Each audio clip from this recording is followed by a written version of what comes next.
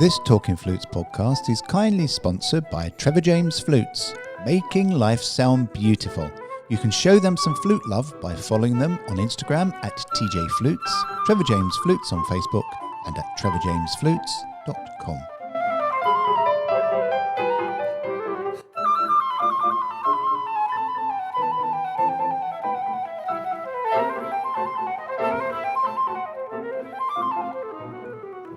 Hello and welcome to Talking Flutes. I'm so excited today to be chatting to Susan Milan. Lovely to see you and hear you. Hello, Sue. Hello, Claire. It's wonderful to be able to chat to you, but before we get chatting, I think it's very important that I mention a few of your wonderful achievements, of which there are so many. So here we go. You were the first female solo superstar flute player in a field dominated by men, and your career is one of firsts. First female principal flautist of both the London Symphony Orchestra and the Royal Philharmonic Orchestra. First woman to serve as Professor of Flute at the Royal College of Music. First woman to chair the British Flute Society. You've made dozens of recordings, had many pieces written for you. You've published editions of rare pieces, books of studies, cadenzas. In 2019, you received a Lifetime Achievement Award from the National Flute Association of America. And in your spare time, you're Professor and Fellow at the Royal College of Music, Professor at the Royal Northern College of Music, Professor at Trinity Laban Conservatory. Wow. So my list could go on and on. I'm sorry I've missed out an awful lot of other things, Sue. Where do you find the time for everything? Well, you make me feel very tired just saying all of that. I just want to correct you on one small detail, though. I was never principal flute of the London Symphony Orchestra. I did play principal flute as guest principal in the London Symphony, and I believe I was the first woman to do that, the first woman actually to play in the London Symphony Orchestra. Yeah, I think that's true. Certainly the first woman principal of the Royal Phil, which is fantastic. The rest of it, I think, is, yeah, pretty much right. Thank you for all of that. It's incredible. Out of all those achievements, what do you think you're most proud about? It's a long career, you know. I mean, I've been playing the flute. I mean, I'm 73 now. I'm sure everybody knows that, so I'm not telling anyone anything they don't know. And I'm not really ashamed of it. It's funny how women hate to tell their age, don't they? But mine's, you know, mine's published in the Daily Telegraph every year, so I can't escape. Anyway, and so I've been playing the flute for over 60 years. And sometimes I forget all the many aspects and things that I've done. I suppose becoming principal flute of the Royal Phil was an amazing high spot in my life. I mean, it was just an incredible experience. The 8 years or so that I stayed in the Royal Phil were the happiest years of my professional life, and certainly very challenging. I mean, when I joined the Royal Phil, I hadn't played any symphonic repertoire apart from Brahms 4 when I was in the Royal College of Music as a student, and in the London School Symphony Orchestra, because I was in the London School Symphony Orchestra from the age of 12. So, yes, so I was learning the repertoire as I went along, and it was a very challenging and exhilarating and exciting time. I mean, it had a few blips or a few funny things kind of happened, but on the whole, it was my happiest time, I think. Certainly playing in an orchestra and being able to play symphonies like Brahms, Tchaikovsky, Beethoven, all those big works, Bruckner, Mahler, Strauss, tone poems, was absolutely incredibly exciting. And I think it's hard for students to to get that feeling until they get into the profession. We as flute players don't have much repertoire that compares to Brahms, Tchaikovsky, and all those big works. So to be in the middle of it in an orchestra is fantastic. Anyway, so I suppose, yes, when I look back with great happiness on my time with the Royal Phil. When I left the Royal Phil, I then, and while I was in the Royal Phil, I was playing guest principal with other symphony orchestras. So my orchestral career didn't stop, but I didn't take a full-time job after that, a permanent job. But I was always playing in symphony orchestras as guest principal for many years. So yes, that was a happy time. Oh, wonderful. Now, can I take you back to your early years again then, because you were a trailblazer for women in music and flute players. And when you graduated, which I think was 1967. 68. 68. Yeah. So what did the landscape look like then?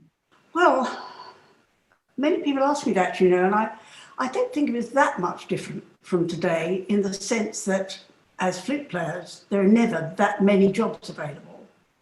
There are only 2 or 3 flutes in a symphony orchestra, only 1 or 2 flutes in a chamber orchestra, and not so many of those really in the world. And many of them don't take women even now, not in Britain so much, but certainly abroad, that there's still a huge resistance to having women principal players in certain sections. I have to say, I did some research on it recently, and in actual fact, I mean, I'm slightly contradicting myself here, but about 50% of the principal flutes around the world are actually women. And there are more principal piccolos, women principal piccolo players, than men around the world. I researched it to give a PowerPoint presentation on women in music, and it was really, really fascinating. But on the whole, the very famous orchestras, the Vienna Phil, the Berlin Phil, the Czech Phil, huge resistance, very few women on any instrument. Anyway, but in this country, I mean, when I started out, and professionally that is, there weren't many women players in orchestras. There weren't many jobs, but there also weren't many women either on any instrument. The LSO had no women, the LPO had no women, the Royal Philharmonic Orchestra had no women. So the three of the 4 major London orchestras weren't taking women. It's a terrible thing, isn't it, to say that now? It's hard to even imagine it. But that was the case. And the Philharmonia traditionally had women for decades. And all the BBC orchestras, of course, took women, and all the regional orchestras, the opera orchestras. But the London orchestras were the exception, really. So yes, so it was difficult, and it's a male-dominated profession. I mean, I started out in the chamber orchestra in the south of England, or I studied with Geoffrey for my postgraduate year. Wonderful teacher, wonderful man, and at the end of that year, I hadn't the faintest idea what I was doing. I think many people do ask me if I had planned to play in orchestras, if I had an ambition to play in orchestras. Frankly, I wouldn't have considered myself to be ambitious. I was kind of I was kind of a little boat bobbing on a stormy sea, and I just grasped the helm and went where it took me. My family background, they weren't musicians at all. They had no understanding whatsoever of classical music. And the advice I had was only from my teachers, really, and maybe some friends, but mainly teachers. And Geoffrey, at the end of my postgraduate year, he said to me, Susan, what are you going to do when you leave college? And I said, I have no idea, Mr. Gilbert. Mr. Gilbert, sir, very formal in those days. And and he said, you're going to get a job. And I said, yes, Mr. Gilbert. And he said, there's a second flute job going in the Bournemouth Sinfonietta. Go and audition. And I said, yes, Mr. Gilbert. And so I auditioned, and I got the job. And quite honestly, if he hadn't steered me in that direction, I probably wouldn't have known what to do. I was absolutely clueless. And so I got that second flute job. And then shortly after, the principal flute left. And then I applied for the principal job. And there were 2 women, myself and I forget the name of the other wonderful lady, a very good player. There were two of us who got trials. We had trials. So I had my 3-month trial as principal flute. And this is interesting because this was my first experience of prejudice against women. I really think before then, I was rather innocent. I had no concept of how it could be possible that I might not get a job because I was a woman. Frankly, it hadn't occurred to me. And I had my 3-month trial, and then I was given another month's trial. And I went to the leader and I said to him, why am I getting another month's trial? And he said, because I don't want a woman principal flute in the orchestra. Oh, wow. I know, it's shocking, isn't it? Shocking. And I was just amazed, open-mouthed about it. So I had my other month's trial, and then the principal conductor came and gave me the job. And that was my first experience, and it was very, very disturbing. I stayed there for 3.5 years. I had a wonderful time. I played a lot of fabulous repertoire. We toured. I played concertos with the orchestra. It was a great experience. I made wonderful friends. But there were just one or two, probably management, who were still a little frosty towards me because I was a woman principal in the orchestra. And then I went to London. So I was a little bit... desperately wanted to play in the symphony orchestra by then. I wanted to play the big repertoire, so and have a different type of life. And I am a Londoner. I was born in London. I was born in Kentish Town. So I longed to be back in my hometown, and so I went back to London with nothing. I didn't have a job to go to.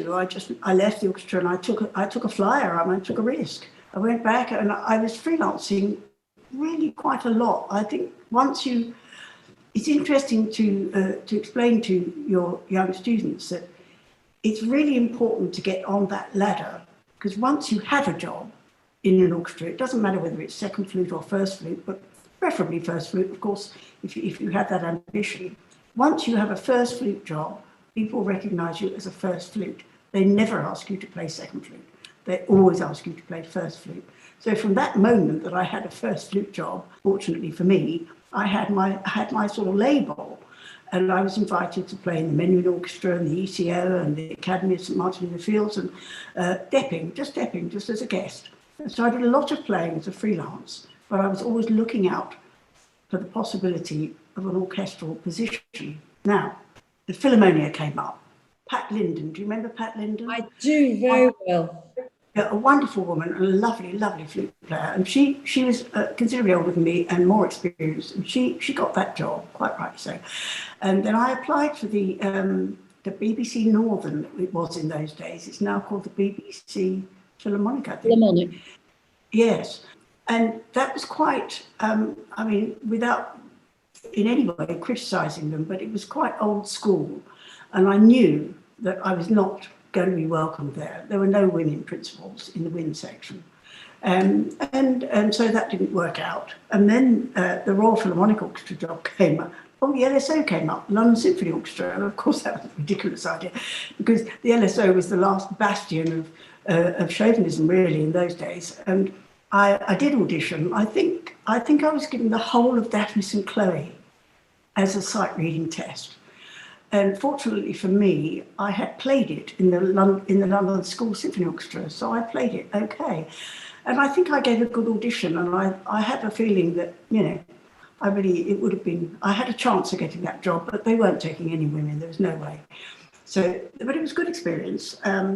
It's good in a way to experience disappointments, because you're going to have them. You can't avoid rejection. You cannot avoid it. Not everyone's going to like your playing, for a start, even if it's great.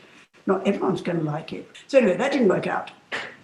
And then the Royal Phil, and so I met with the wind players of the Royal Phil, and they gave me an audition as such. I think the first piece I played with them was Midsummer Night's Dream Scherzo, Scheherazade, which actually I'd never played before, but I learned it before I went, and a Barling concerto, I don't remember which one. And it was in Hemel Hempstead. And after that, basically, I was on trial. And then, fortunately for me, the wind section were liberated from prejudice against women. The main influence there was Derek Wickens, who was the principal oboe. And he really liked my playing. And I think he was instrumental in persuading them that a woman principal would be okay. So I actually was offered that job. But funnily enough, history kind of repeated itself, because I had a 3-month trial. And at the end of the 3-month trial, they offered me another month's trial. And I thought, here we go. So I said, why are you offering me another month's trial?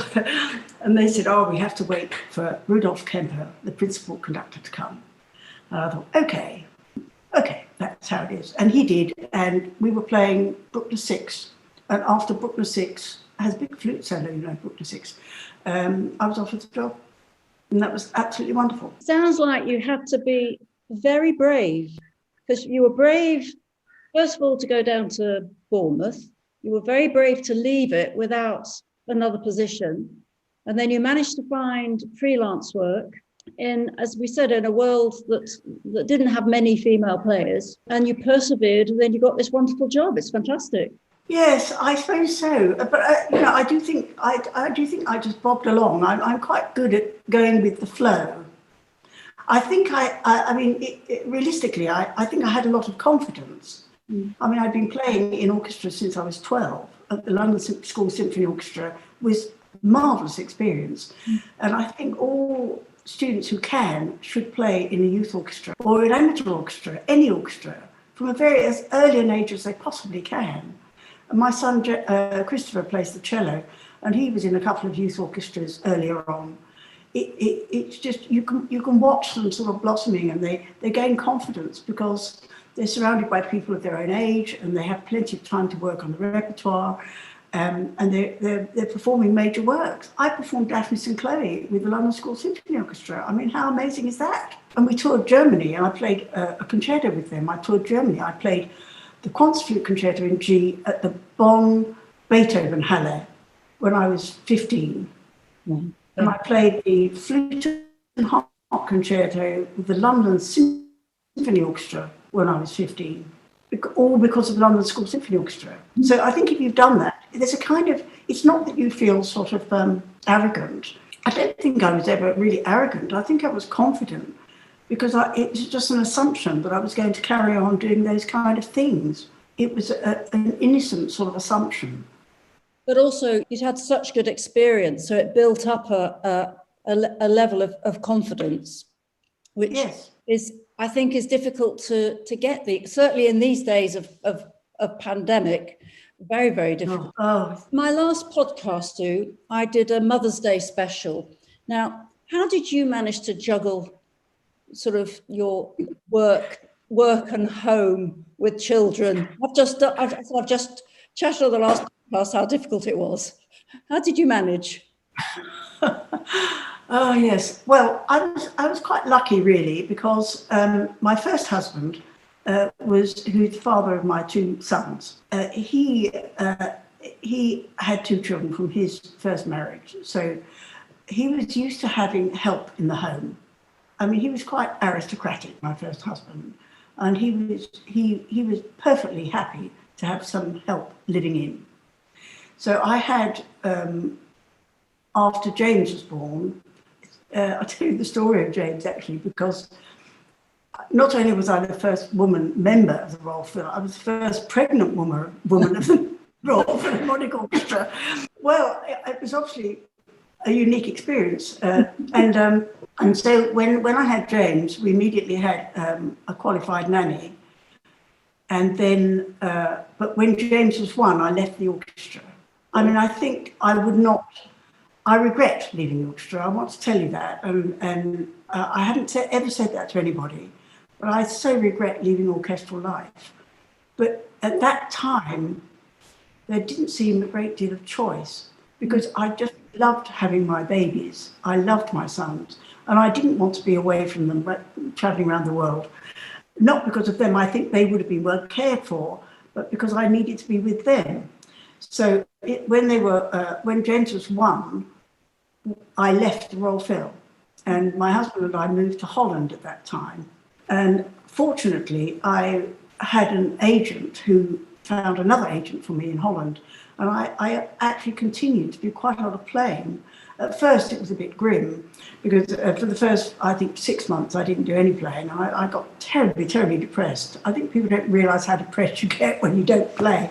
It's kind of, post-concert depression. But then I had this agent, and I was also invited to be guest principal of the Netherlands Chamber Orchestra. So I was still playing in an orchestra. I had my ensembles. I was doing some tours with various groups, and I also had my new contract with Chandos. So that was really great. But during all of that time, getting back to your question, because I'm diversing again, whatever it's called, digressing, that's the word I'm looking for, I'm digressing.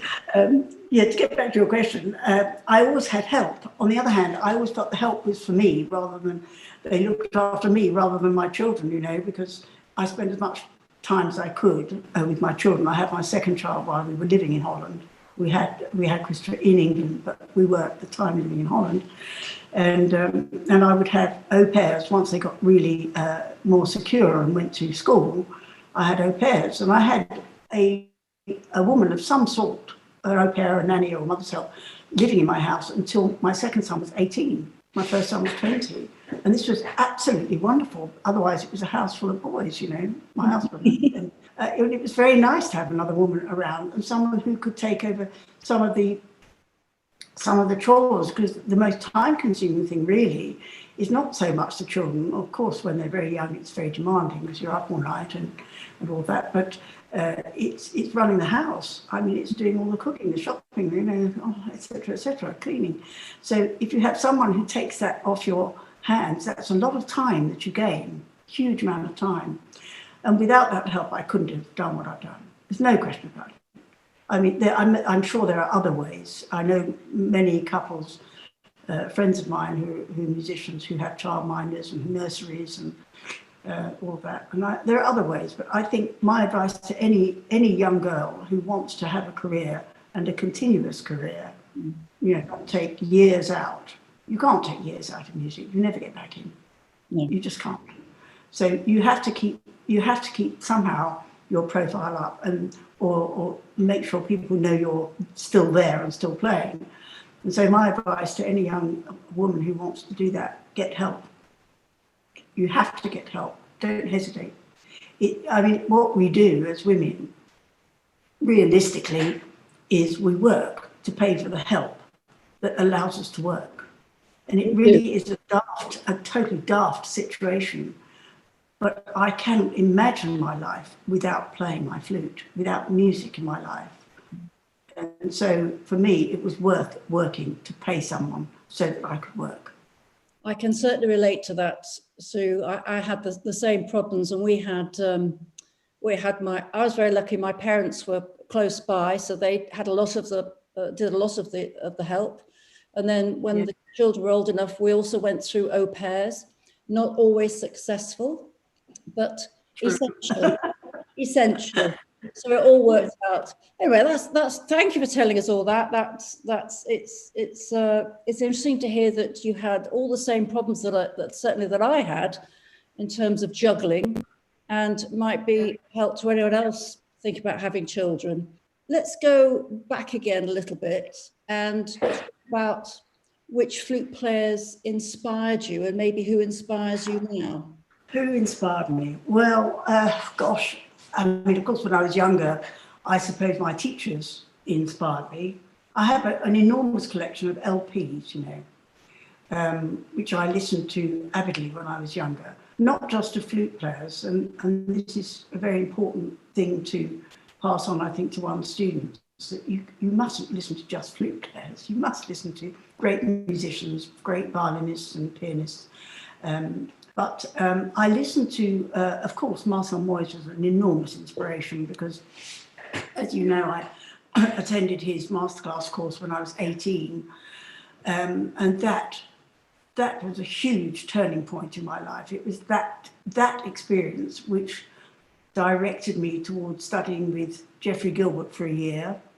And studying with Geoffrey changed my entire life and my career. I don't think I would have had the technique I have or had then in order to get into orchestras if I hadn't studied with Geoffrey. I had lots of other things. John Francis was my main teacher from a very early age. I don't know if you know all that history, but if you want me to tell it, I can, if we have time. But and John was a lovely man. He was a great mentor, and I studied with him for 4 years. Actually, 1 year when I was 11, I studied with him, and then 4 years at senior college, and learned so much from him. He was a wonderful musician. And with Geoffrey, I mean, he just revolutionized my technique and so many aspects of my technique and my approach to flute playing. And so I was fortunate to have both of them. And but I wouldn't have gone to Geoffrey if I hadn't gone to Marcel Moyes, because going to Marcel Moyes was a wake-up call that I realized there were many things I couldn't do. And so that was a great turning point.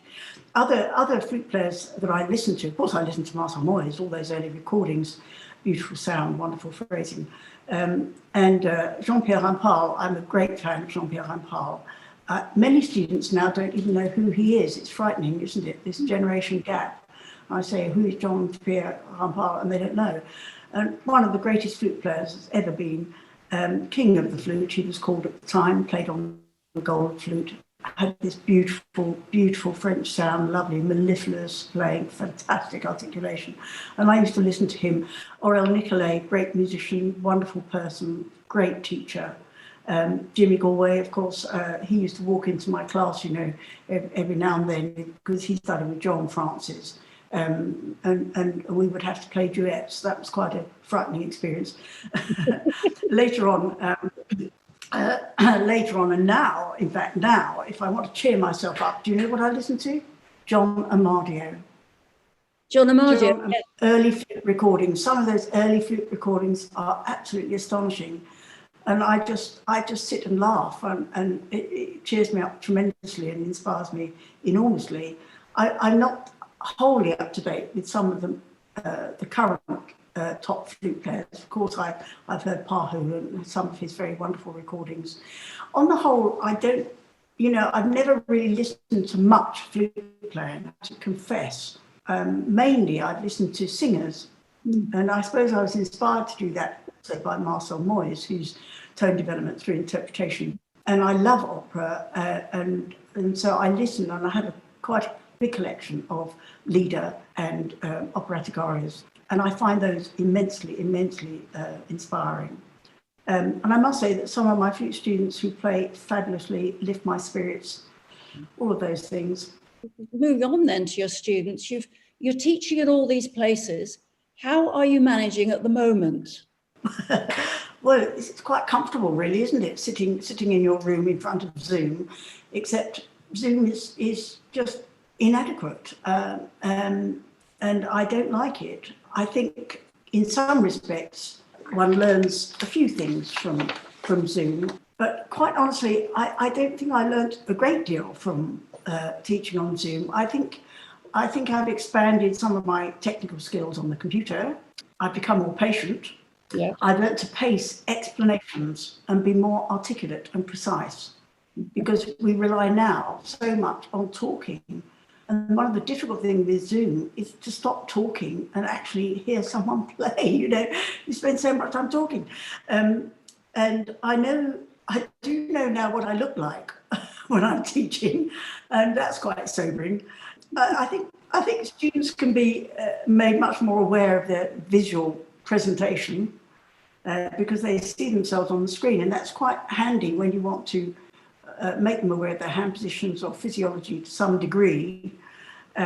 Screen sharing is very useful. I've enjoyed that because, especially with group teaching, because you can put the music up on the screen for everyone to see in a class, and that's really helpful.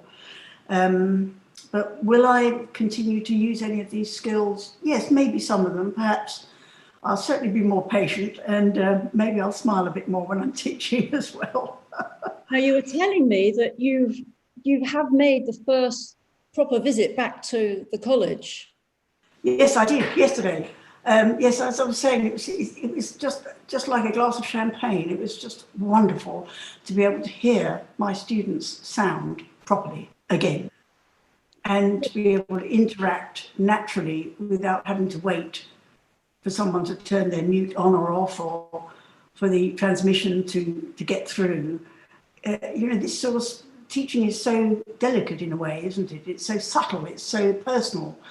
And all those things, that delicacy, subtleness, subtlety, and the personal side of things, it kind of disappears on Zoom. It's so, I wouldn't say it's clinical, but it's really hard to be spontaneous and personal delighted. And I'm going into Trinity on Friday to see 3 of my students.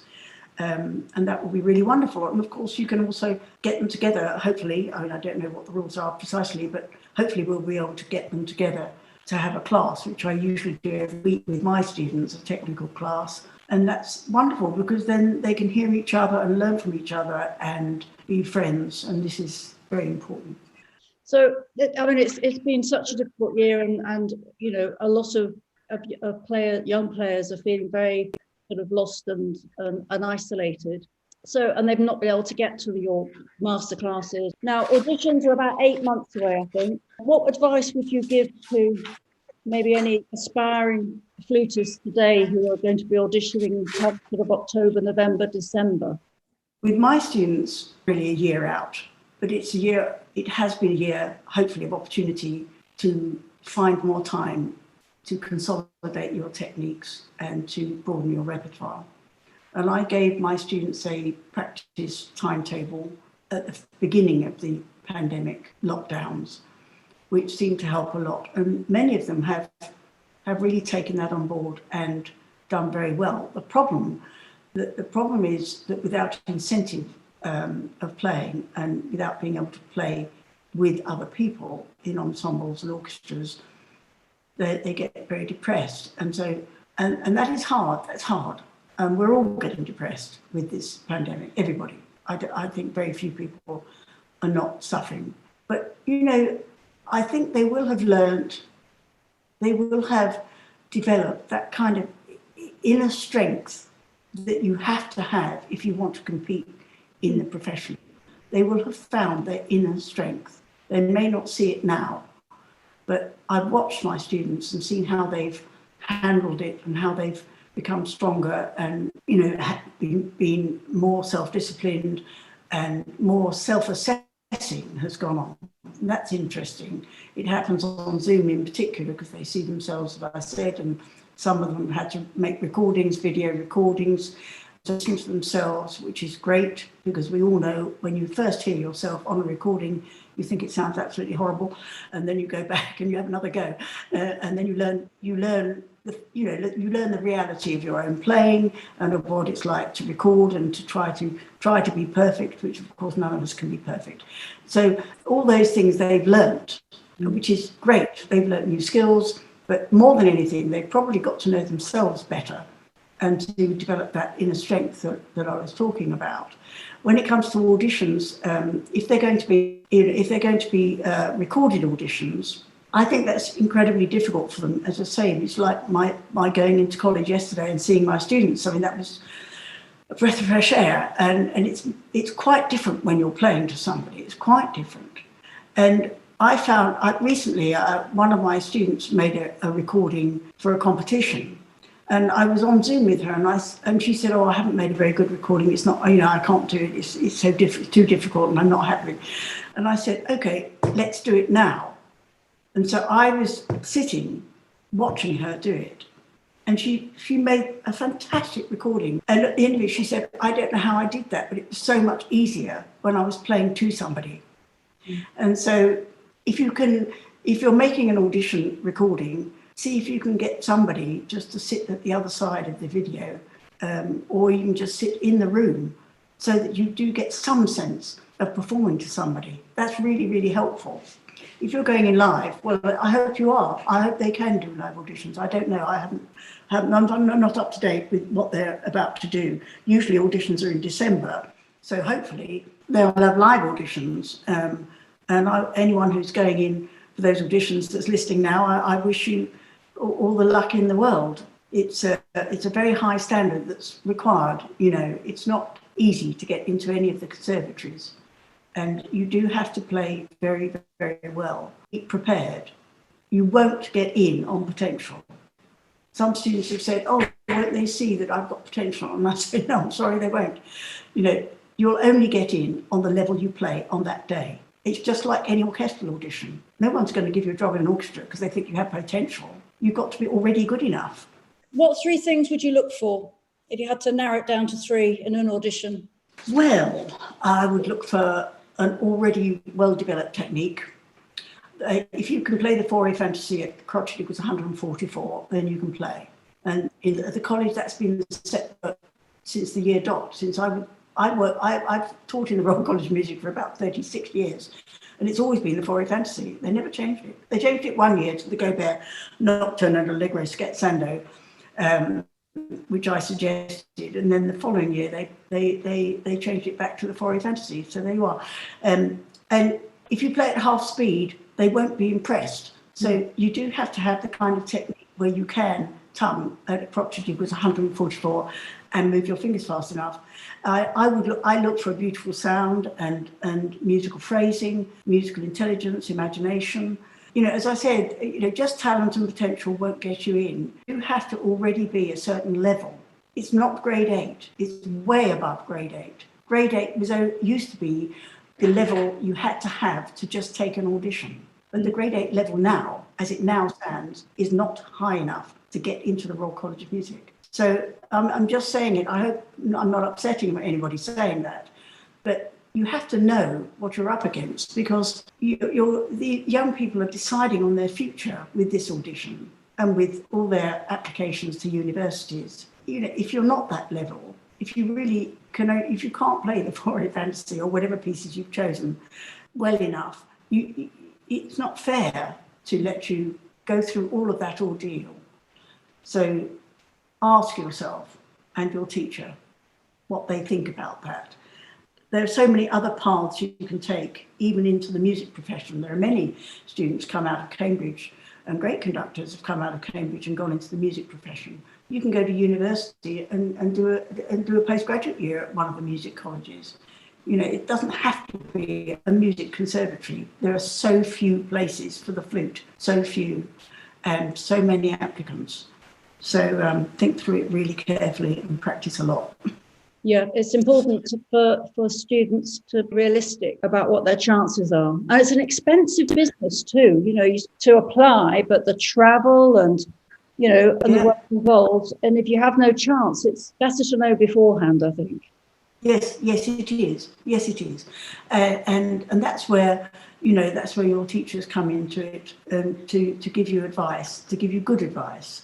I know it can be very disappointing if it's in your heart you want to play music and be a musician. It's a wonderful profession, and it's an exciting profession. We all get totally hooked on performing, and it's very exhilarating and wonderful to do.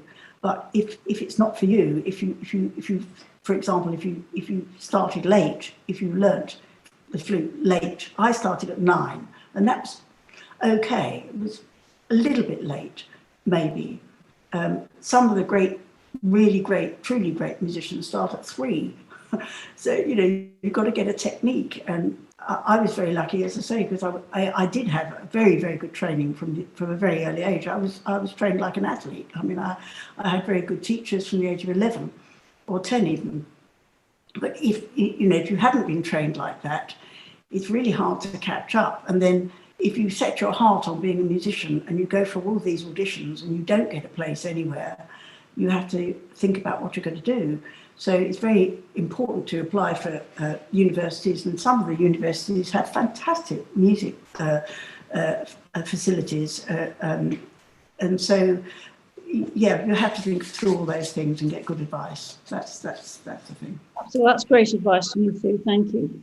So have you made any plans for this year yet, besides going in to do some teaching? Have you got any playing plans, or are you holding fire? I think with this lockdown, I've almost gone into a catatonic state. But I mean, so many concerts were cancelled when the pandemic started.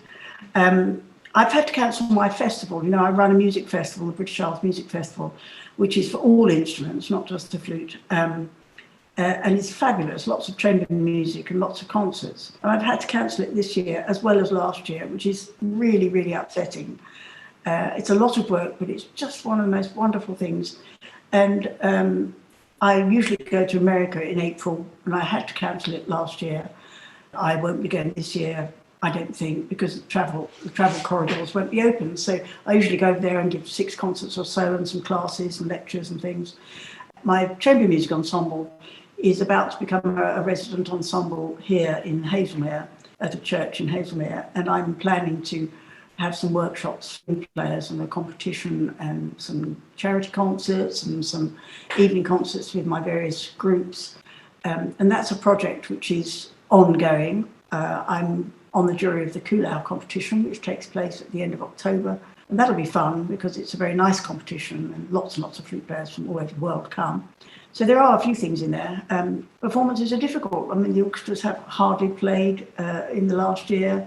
Music clubs are just closed down because you can't have audiences. So I think it's going to take a bit of time for everything, for the wheels to start going round again, and to get music club concerts, which I usually have music club concerts with my ensembles, but everything's been closed down. So yes, I'm gradually gearing myself up and trying to get back to playing more. Horrendous for musicians, absolutely horrendous. Certainly not enough support, not enough financial support, and probably there are hundreds of musicians out there who are extremely down and depressed because, as I said before, not playing is an extremely distressing thing for most musicians if you don't play. So it's it's really hard. It's bleak. Yeah, well, we have to try and keep as positive as we can and hope that we'll get our vaccine by the middle of this year and we can start to live a more normal life. I think so. I mean, there are so many things we don't know at the moment about this virus, but hopefully, I mean, I'm optimistic. I'm a born optimist, really. Positivity is my middle name, and I think, we will get through it, and eventually we will pick up again, and hopefully we musicians will get back into professional life and be happy again. I think a lot of people will have already decided to go on a different path because of the difficulties and the fact there's no work. So on that sort of thought, if you hadn't been a musician, what do you think you'd have been doing? Gosh, I've no idea. I mean, my parents, as I said, were not musicians. When I received my scholarship to the Royal College of Music, I was 16, so I was very young. My father went to John Francis and said, "Don't you think she should take up shorthand typing?" And John said, "No, Mr. Milan, she just got a scholarship at the age of 16. I think she'll be okay." But I think, if I hadn't had music in my life, my father's plan for me was to be a secretary, like my mother. My mother became a secretary, and my father worked in London. They were both civil servants eventually. They were working class people, my family, and they worked extremely hard and did very well for themselves. But they had no idea about classical music. I think if I'd had a choice, if I had finished my education, which I didn't, of course, I left school at 16, but if I had not had music in my life and I had continued my education and I'd been good enough at these things, I'd love to have gone into medicine, actually, I must say, or perhaps English literature. I'm very fond of poetry. I read a lot of poetry, I write poetry, and I read a lot of books. I have read a lot of books. So maybe somewhere in that field, maybe I'd have become an English teacher or something. Will we see them in a book, your poems? I doubt it. I think it's very unlikely. I have got them in 2 books, as a matter of fact, the ones that I have written. I haven't written poetry for a long time now, just occasionally, but not sort of seriously. I was at one stage, I fancied myself as a rather good amateur poet, but I'm probably absolute rubbish. Most people who write poetry are not all that good. But you don't write it to be good. You write poetry to kind of express things in a way that you can't in any other way. Poetry is so it's so immediate, and it's kind of précis, isn't it? It's kind of like, how can I put it? It's undiluted emotion. It's just, and you have to put it down in a very precise way, very emotive way. I'm not expressing that very well, but it is a wonderful way of getting things off your chest, if you like, onto paper. And so I suppose I used to do that. It may have been a sort of release. Well, playing in the profession when I started was incredibly tough, I mean, we were doing 9-hour days, and I became really quite, what can I say, amazingly tense when I joined the RPO, because I was learning the repertoire as I went along, and I was under enormous pressure. And at that stage, I actually learned to meditate. I took up transcendental meditation. I don't know if you know about that. It was very popular when I was in my 20s and 30s. And that was an amazing help. It was a fantastic help. But I think also something like writing poetry is also a great release. I think one can relate to them. It's kind of empowering and comforting. to read women's writing. Is that what inspires you now and keeps you creative? I think so, in a way, yes. And I would like very much to be more outspoken about women and their position in the world, through experience, even now, in this modern day. But it's very hard to be outspoken when you are still in professions. It doesn't go down terribly well. When I was in the Royal Phil, I just want to say this to everybody who might be listening to this. My time in the Royal Phil was immensely happy. People say to me, oh, was it a difficult time being the only woman? Actually, no, it really wasn't. They were incredibly welcoming and supportive. And especially when I was pregnant, they were supportive. I mean, the conditions were not very supportive. I had 1 month off before I gave birth to James, and 2 months afterwards, and they kept my job open for me, and I had no pay. That was what it was like in those days. You were not financially supported. They didn't have anything in place for that situation. I was the first pregnant woman in the orchestra. But on the other hand, on a personal level, there was very, very little signs of any prejudice against me. So yes, so I think once you have that position, it all settles down. It's just, I suppose it's just getting there in the first place that was a bit tricky. Well, Sue, look, it's been fascinating to talk to you. I'm really looking forward to you being more outspoken. I don't think I will ever have the courage. I did do a lot of research on women in music, and I found huge statistics showing immense sort of resistance still in the world, not just in orchestras. I think women who take on these kind of challenges, I think they're absolutely great. You've done it, Claire. We've all done it as musicians, and I think we should continue to do that. It's a very important thing. On all those wonderful words, thank you, Sue. That's a great way to finish. Thank you so much. It's been fantastic to talk to you. I feel we've only scratched the surface. We might have to come back. Yeah, we could probably go on for a few more hours. I was... Yeah, I'm a chatterbox sometimes, but it's been really lovely to talk to you, Claire. Lovely to see you. Thank you so much for inviting me to do this. I feel really privileged and honoured to be part of your podcast. Thank you very much. Oh, it's a privilege and an honour for us, and I'm sure everyone's going to thoroughly enjoy listening to you. Thank you, and let's talk again. Let's do that. Bye for now. Yeah. Well, that was great fun. My thanks to Sue for her wonderful insights. Please go and seek out her many recordings and publications. Now, if you have any comments you'd like to make, do email us at flutepodcasts@gmail.com, or you can leave us a message on our Facebook page, Talking Flutes. That's it for now. Goodbye.